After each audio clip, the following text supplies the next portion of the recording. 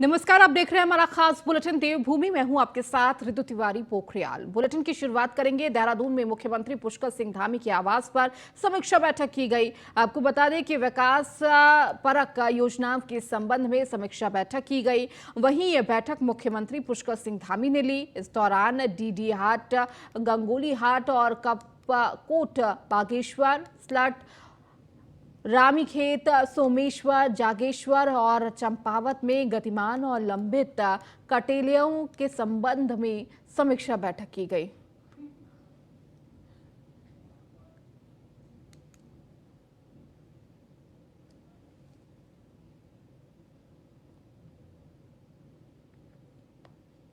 तो सीएम आवास पर यह समीक्षा बैठक सीएम पुष्कर सिंह धामी ने ली। तो विकास परक योजनाओं के संबंध में चर्चा की गई। इस बैठक में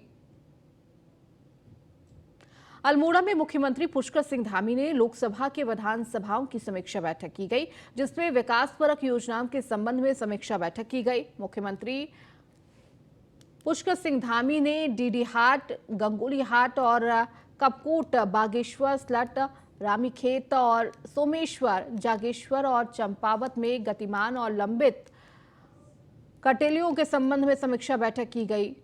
तो वही कांग्रेस के विधायक मनोज तिवारी ने उनको समीक्षा बैठक में शामिल न कराने को लेकर नाराजगी व्यक्त करते हुए कहा कि मुख्यमंत्री ने एक जनता से चुने गए विधायक के साथ अल्मोड़ा विधानसभा के लोगों का अपमान किया है, जिसकी वो घोर निंदा करते हैं।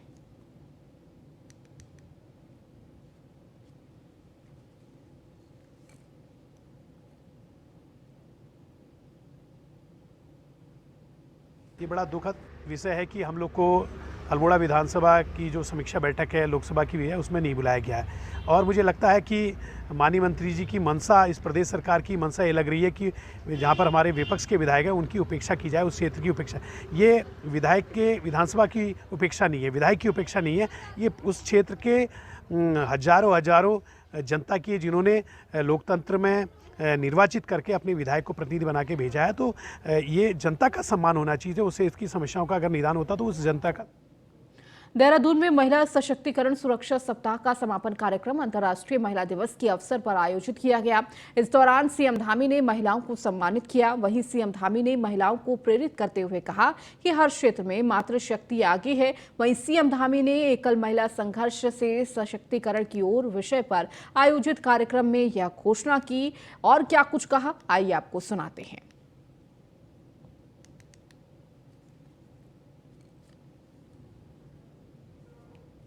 किसी कवि ने ठीक कहा है कि नारी तुम प्रेम हो, नारी तुम प्रेम हो, आस्था हो विश्वास हो। नारी तुम प्रेम हो, आस्था हो विश्वास हो, टूटी हुई उम्मीदों की एकमात्र आस हो।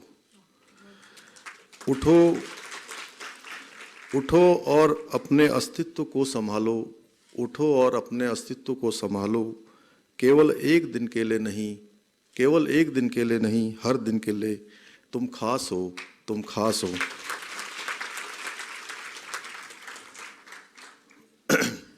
मैं मातृशक्ति को नमन करता हूँ, प्रणाम करता हूँ और कहना चाहता हूँ कि मातृशक्ति और महिलाएं वो हर क्षेत्र में, आज कोई क्षेत्र ऐसा बचा नहीं है जहाँ मातृशक्ति पीछे हो। और उन्होंने अगर कुछ ठान लिया, संकल्प ले लिया, तो कोई आगे बढ़ने से उनको रोक भी नहीं पाया है। यदि हाथ में लेखनी ले लें तो वो वेद की ऋचाएं बन जाती हैं और रच देती हैं, और तलवार ले लें तो धरा को, जो धरा का मानचित्र है, उसे भी बदल देती है। मातृशक्ति के अंदर हमारी इतनी ताकत है, इसीलिए हमारे शास्त्रों में कहा गया है कि जहाँ भी नारी की पूजा होती है या जहाँ उनका वास होता है, वहाँ स्वयं भगवान भी जो है विचरण करते हैं, भगवान भी वहाँ पर अपना वास बनाते हैं। यही कारण है कि आज हमारी जो भारतीय सनातन संस्कृति में नारी को हमेशा एक ऊपर का दर्जा, देवी का दर्जा प्राप्त है। और वेदों में भी महिलाओं से आह्वान करते हुए कहा है कि सक्षम हो, समर्थ हो और राष्ट्र को दिशा देने का काम करे। वो चाहे जिस रूप में हो, माँ के रूप में हो, पत्नी के रूप में हो, बहन के रूप में हो, हर रूप में नारी ने हमेशा देश को दिशा देने का काम किया है।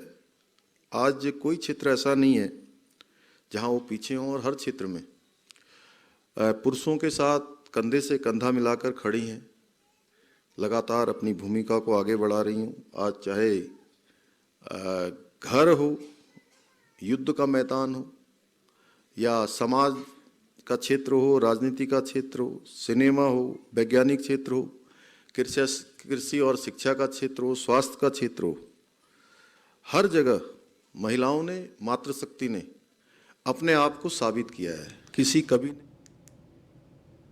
चमोली में कांग्रेस पार्टी को एक और झटका लगा है। जिला पंचायत उपाध्यक्ष पद से लक्ष्मण रावत ने इस्तीफा दे दिया है। लक्ष्मण रावत का कहना है कि जिला पंचायत चमोली में भ्रष्टाचार चरम पर है। नंदा देवी राजजात यात्रा में भी भ्रष्टाचार किया गया। वहीं इस बीच प्रदेश अध्यक्ष महेंद्र भट्ट के आवास पर रावत की मौजूदगी साफ तौर पर इशारा कर रही है कि वह बीजेपी में आ चुके हैं। आला अधिकारी के तौर से जल्द ही ऐलान भी हो जाएगा।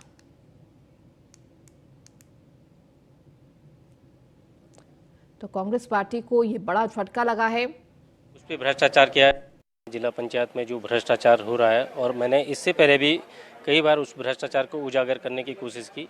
माननीय सदस्य जितने भी जिला पंचायत के हैं, सारे लोग परेशान हो रखे थे, लोगों के समय पर भुगतान नहीं हो रहे थे, विकास के कार्य सब ठप पड़े हुए थे। और उसके बावजूद भी माननीय राजेंद्र भंडारी जी जो कांग्रेस के विधायक हैं, उनकी पत्नी जिला पंचायत के पद पर बनी हुई है। तो एक दुर्भाग्यपूर्ण है जिन्होंने कि नंदा जात यात्रा जैसे हमारी ऐतिहासिक जो उत्तराखंड की लोक यात्रा है, उस पर भ्रष्टाचार किया था। तो मैंने उसको उजागर करने का प्रयास किया। उसी के तहत उन्होंने जिला पंचायत के जो हमारे सम्मानित सदस्य हैं, उन लोगों को प्रलोभन देकर उनके प्रलोभन देके मेरे खिलाफ जो उन्होंने सदन में अविश्वास पेश किया। इसी वजह से चलते हुए मैंने कांग्रेस से आज अपना त्यागपत्र दे दिया। जिला पंचायत में जो उत्तराखंड को ग्रामीण क्षेत्रों के विकास के लिए केंद्र सरकार से बड़ी सौगात मिली है। प्रधानमंत्री ग्रामीण सड़क योजना के तहत ग्रामीण विकास विभाग 104 सड़कों के लिए 857 करोड़ रुपए की स्वीकृति दी गई है। देहरादून, चमोली, रुद्रप्रयाग, बागेश्वर, अल्मोड़ा, हरिद्वार, नैनीताल में इन सड़कों का निर्माण किया जाएगा। ग्रामीण विकास मंत्री गणेश जोशी ने इसके लिए केंद्र सरकार का आभार जताया है। मंत्री गणेश जोशी ने कहा कि लंबे समय से केंद्र सरकार से इन सड़कों के निर्माण के लिए धनराशि की मांग की जा रही थी। केंद्रीय मंत्री से मिलकर इसके लिए डिमांड रखी गई थी, जिसके बाद केंद्र सरकार ने पहले चरण में 857 की धनराशि स्वीकृत कर दी है।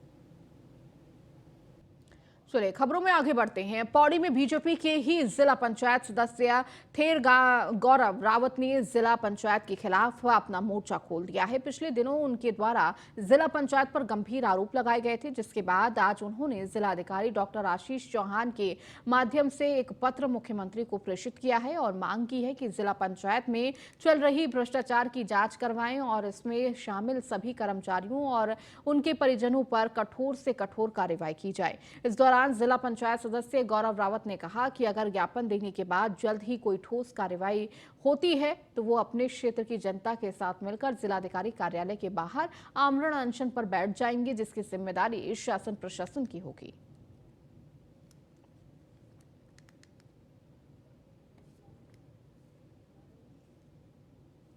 प्रतिनिधिमंडल अभी आया था और उस संबंध में जिला पंचायत से संबंधित कुछ आरोप उसमें उनके द्वारा लगाए गए हैं। तो फर्स्टली मेरी तरफ से ये ऑनरेबल सीएम सर के ऑफिस को ये ज्ञापन प्रेषित किया जा रहा है और जो भी निर्देश आएंगे शासन स्तर से उसके अकॉर्डिंगली कार्रवाई की जाएगी। अपने प्रदेश के लोकप्रिय मुख्यमंत्री जी के लिए मैंने ज्ञापन प्रेषित किया हुआ है और मुझे पूरी उम्मीद है जो ज्ञापन आज मैंने मुख्यमंत्री जी को भेजा हुआ है उसमें त्वरित मुख्यमंत्री जी कार्रवाई करेंगे और उसमें मैंने अपने साफ शब्दों में लिखा हुआ है कि यदि शासन स्तर से इस पर कोई कार्रवाई नहीं की जाएगी तो मैं अपने क्षेत्र की जनता, पूरे क्षेत्र की जनता के साथ धरने पर बैठने वाला हूं।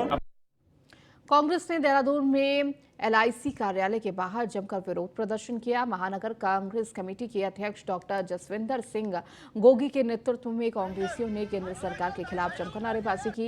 इस दौरान डॉक्टर जसविंदर सिंह गोगी ने केंद्र सरकार पर हमला करते हुए कहा कि केंद्र सरकार अडानी को लाभ पहुंचा रही है, उसे बचा रही है। हिंडनबर्ग की रिपोर्ट आने के बाद भी कोई कार्रवाई नहीं की गई। सरकार बताए कि LIC के किसने अडानी के शेयर में निवेश के लिए कहा था।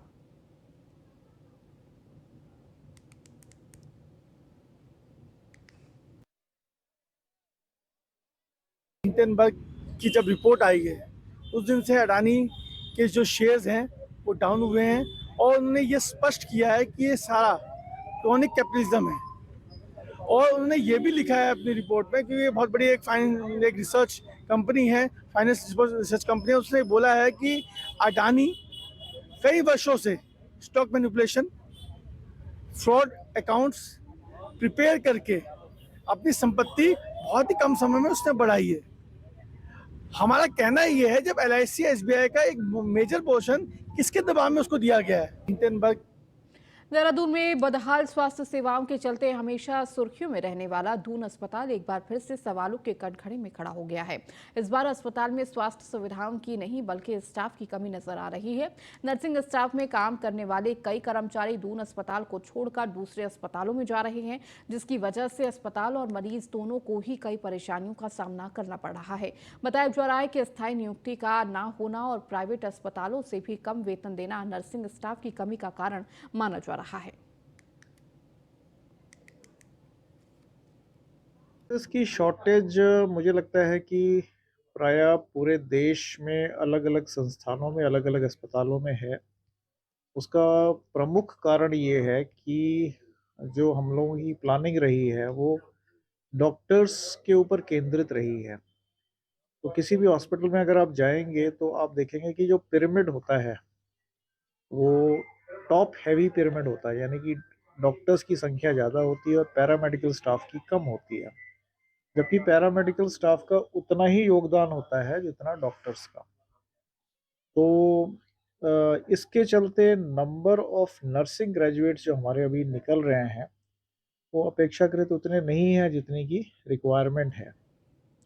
हरिद्वार में अखिल भारतीय सफाई मजदूर ट्रेड यूनियन के कार्यालय पर प्रदेश के सफाई मजदूरों की समस्याओं को लेकर महत्वपूर्ण बैठक का आयोजन किया गया। मजदूरों की समस्या को लेकर मुख्यमंत्री, मुख्य सचिव को कई बार पत्र लिखने के बाद भी समस्या का निदान न होने पर यूनियन के पदाधिकारियों में सरकार के खिलाफ काफी आक्रोश देखने को मिला। इनके द्वारा चेतावनी दी गई, अगर इनकी मांगों पर ध्यान नहीं दिया गया तो एक बड़ा आंदोलन किया जाएगा और 2024 चुनाव में जो सरकार इनकी मांगों को पूरा करेगी उनको वोट देने की बात की गई।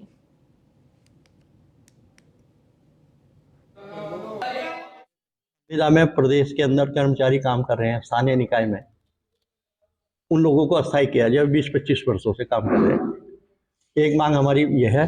दूसरी मांग हमारी यह है उन क्वार्टर्स को या उस जमीन पर जिसमें हमारा कर्मचारी रह रहा है वो उसको जो है उसके नाम पट्टा किया जाए। ये जो हमारी वार्ता भी हुई लेकिन उसका कोई रिजल्ट जो है सार्थक नहीं सामने आया। ना कर्मचारी की कोई मांग को उन्होंने लागू किया, ना कोई उन्होंने जो है कोई ठोस कार्रवाई की। आज भी स्थिति ज्यों की तो है और अगर वार्ता में इसका निदान नहीं होता है तो हम प्रदेश की जितनी भी संगठन ट्रेड यूनियन के हैं उन सभी से संपर्क साध के हरिद्वार में एक बैठक बुलाई जाएगी और जहां भी तय होगा लोग तय करेंगे, संगठन के लोग, उस पर जो है आगे की रणनीति तय की जाएगी। दिनेशपुर पुलिस को बड़ी कामयाबी हाथ लगी है। पुलिस ने स्थानीय 2 शातिर चोर बदमाश को मुखबिर की सूचना पर गिरफ्तार किया है। आपको बता दें कि बदमाशों के पास से 2 चोरी की बाइक भी बरामद हुई है। इस दौरान थानाध्यक्ष अनिल उपाध्याय ने कहा है कि क्राइम करने वाले किसी भी व्यक्ति को बख्शा नहीं जाएगा, चाहे वह कोई भी हो।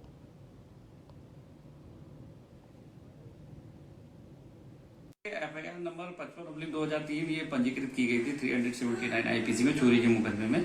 तो हमें मुखबिर की सूचना पर हमने 2 अभियुक्तों को पकड़ा है, दिनेश राय पुत्र दीपक राय और आकाश राय पुत्र रवि। ये दोनों ही दिनेशपुर के रहने वाले रामबाग के।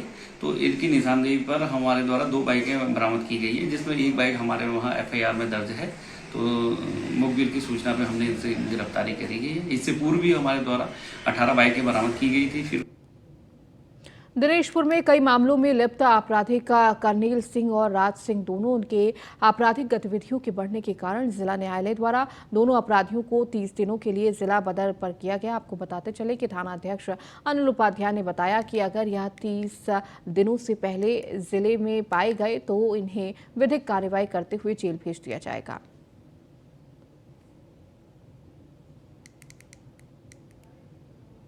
हमें आदेश प्राप्त हुआ कि कर्नल सिंह पुत्र हजारा सिंह निवासी कुला थाना दिनेशपुर जनपद उधम सिंह नगर व राज सिंह पुत्र ज्ञान सिंह निवासी दुर्गापुर नंबर 2 थाना दिनेशपुर को महोदय के आदेशानुसार 30 दिवस के लिए जिला बदर किया गया है। ये आदतन अपराधी हैं तथा अपराध करके समाज में भय व्याप्त कर रहे थे, तो इनको 30 दिन के लिए जिला बदर की कार्रवाई की जा चुकी है। हमें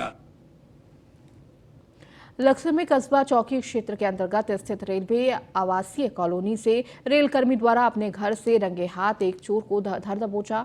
वहीं सूचना पर पहुंची पुलिस के हवाले चोर को कर दिया गया है। फिलहाल पुलिस ने आरोपी चोर के खिलाफ मुकदमा दर्ज कर लिया है और उसे न्यायालय में पेश करने की तैयारी कर रही है।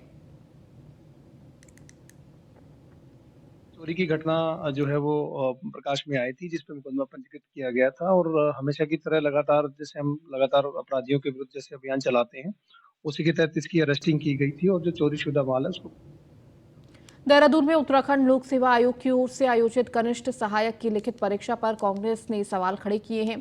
आपको बता दें, कनिष्ठ सहायक परीक्षा के चारों सेट पर एक जैसे होने पर कांग्रेस ने विरोध जताया।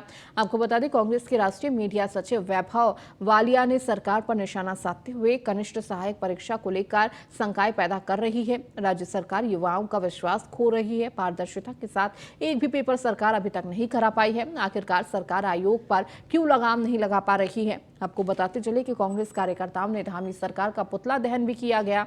अब कांग्रेस मांग कर रही है कि लोक सेवा आयोग के अध्यक्ष को तत्काल प्रभाव से बर्खास्त किया जाए। साथ ही आयोग और तमाम भर्ती परीक्षाओं पर जल्द से जल्द सीबीआई की जांच करवाई जाए।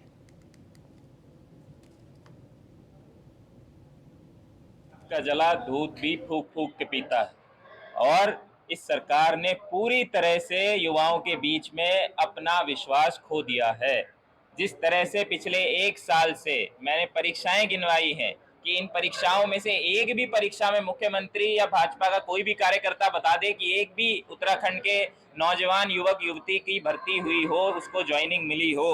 उत्तराखंड पुलिस, पटवारी, वन क्षेत्राधिकारी, आरओ, एआरओ, पीसीएसजे, प्रवक्ता, AE, lower PCS, upper PCS, junior engineer और अभी कनिष्ठ सहायक।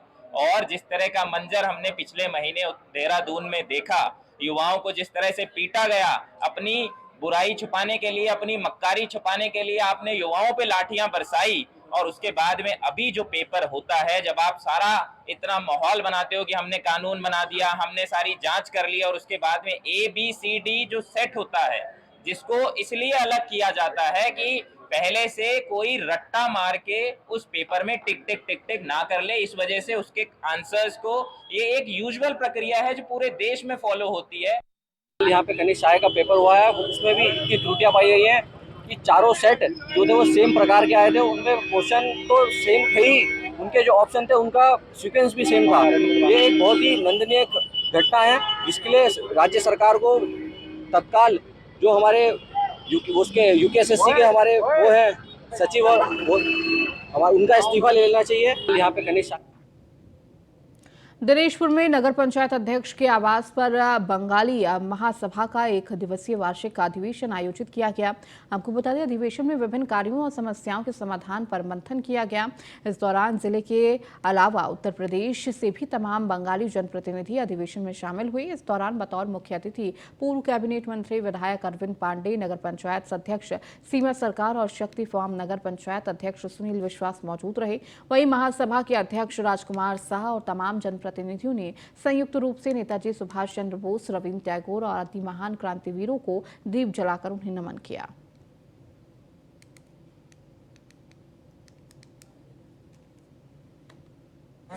ये बंगाली समाज से जुड़े हुए लोगों के कल्याण के लिए काम कर रही है और अभी कुछ ही दिन हुआ इस संस्था का निर्माण हुए और ये संस्था ने सभी का सहयोग लेते हुए हमारी सरकार से जो बंगाली महासभा के माथे पर कलंक लगा हुआ था, सभी बंगाली भाइयों के माथे पर कलंक लगा हुआ था, पूर्वी पाकिस्तानी और बांग्लादेशी, उस कलंक को धोने का काम भी बंगाली महासभा ने किया। तो तो मैं निश्चित ही कह सकता हूँ कि इतने कम समय में बंगाली महासभा का निर्माण हुआ और इन्होंने ऐतिहासिक काम किया है। आज इस बंगाली सभा ने बिना किसी संकोच के अपने एजेंडे में इस विषय को शामिल किया है कि हम आने वाले समय में बंगाली समाज को एससी का या ओबीसी का हम इसका लाभ इस समाज को दिला। सभी योजनाएं आपने पूर्व की हमारी सारी योजना आपके संज्ञान में है। पूरी पाकिस्तानी कलंकित शब्द हटाना, और अभी हमने बंगला भाषा की मांग की है। हमने रुद्रपुर में बंगला भवन की मांग की है। रुद्रपुर में हमारे सुभाष चंद्र बोस के आदमकद की मूर्ति की मांग की है। हमने 120 परिवारों के लिए मांग की है। हमने काफी सारे अभी मांगे की हैं, और हमारी जो भावी योजना है जो बंगाली महासभा करना चाहती है बंगाली समाज के लिए, वो सबसे बड़ा है कि हम आज परेशान हैं। हमारे बंगाली बच्चे जितने हैं तीनों क्षेत्रों में, शक्ति फारम, दिनेशपुर, रुद्रपुर, जो बंगाली बच्चे नशे की गर्त में डूबते जा रहे हैं, उनके लिए हम एक बहुत बड़ा नशे के खिलाफ अभियान छेड़ने जा रहे हैं। साथ ही हम बंगाली भाषा का जो वर्णमाला की किताबें हैं वो गाँव हर जगह हम बांटेंगे, बच्चों को प्रेरित करेंगे कि बंगला भाषा को पढ़ें और बंगला भाषा को जानें, अपनी संस्कृति। चलिए, इस बुलेटिन में फिलहाल इतना ही। बने रहिए न्यूज़ 1 इंडिया के साथ।